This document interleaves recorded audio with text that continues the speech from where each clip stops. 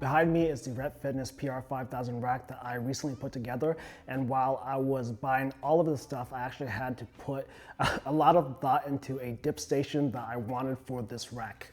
Because I also have the Aries 2.0 cable attachment, I knew that I wanted a dip station that can attach on a single upright, and this would allow me to essentially utilize the cable system, strap it in, and use it for weighted dips more easily than one that would mount on two uprights going in the middle. Not to mention that this would also save a lot of space. An obvious option would be to go with the Rep dip station, but I decided against it for two reasons. One, for the price, it wasn't fully welded but assembled with a couple of bolts.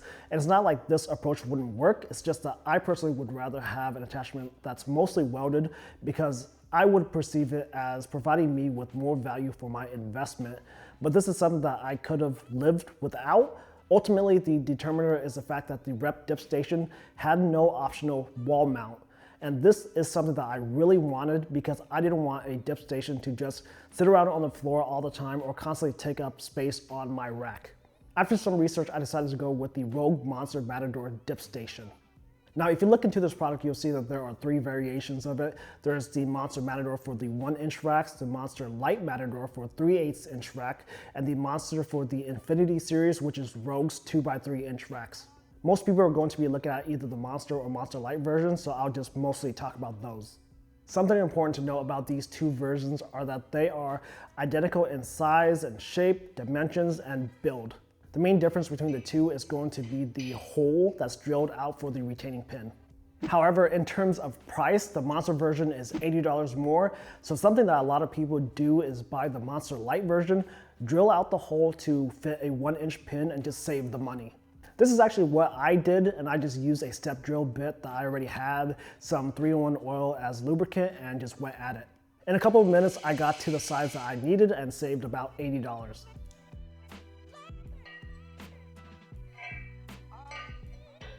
Another difference that I do want to point out between the Monster and the Monster Light Matador is the amount of protection that's inside of the mounting area. With the Monster Light version, there's nothing. So when you go to mount it on a rack, it's just bare metal on metal. So if you care, the Monster Light is going to rip up your rack basically immediately upon use.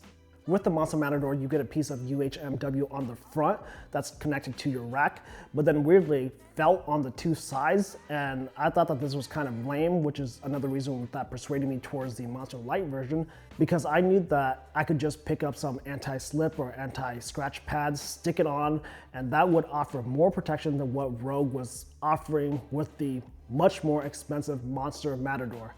Again, I wanted the Matador dip station because Rogue does offer a separate wall mount option, and this is going to be fairly straightforward. There's nothing really to it, but it acts as a place for you to just put the Matador on.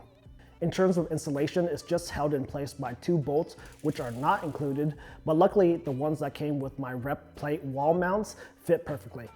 Now, when I was researching this Matador wall hanger, all of the photos showed it in use with the handles up, and this does seem to be the proper way to use the hanger, as there is a small tab on the hanger itself that presses against the Matador to keep it in place.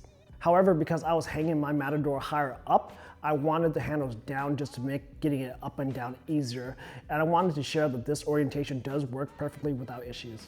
Now, something that often comes up with these single post rack dip stations is going to be the fitment.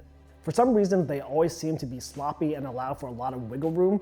And again, I'm using a Rogue product on a Rep rack. The two are not the same in terms of physical dimensions, with the Rogue being a bit larger. So it's only logical that their attachment for a larger rack is just going to be looser on a Rep rack that's smaller. But again, I did modify my attachment by lining it with that self-adhesive pad, so my fitment is pretty usable. I actually left it slightly loose on purpose just to make getting it on and off my rack a little bit easier, but for sure you can make it rock solid, like no movement at all if you add enough lining. Overall, the Matador itself is a good product that does exactly what it's designed for, and that's just to allow you to do dips. This is also probably the most heavy duty in terms of construction rack attached dip station that I've ever used. The thing is just built like a tank. However, I do want to touch on just Rogue in general for a bit. In building my home gym, I went with a lot of Rep stuff for the larger purchases and some Rogue stuff for the minor, smaller attachments and accessories. For some reason, every Rogue item that I've ordered has either come defective from the factory or damaged in transit, and this Matador is the prime example of that. The black powder coating on my Matador itself is just really terrible. A couple of areas were either not coated or were just damaged to a degree that the coating just completely came off and Rogue somehow just still shipped it off. With the hanger, Rogue shipped it off along with some other stuff that I ordered in the same box, but didn't think to properly package everything by wrapping everything up, separately. So the items came and just bounced around in the box during shipment and just destroyed each other. I really just don't know what they were thinking with that. Then when it came time to contact Rogue about the issues, it kind of always seemed like customer service is kind of put offish and are just going through the motions.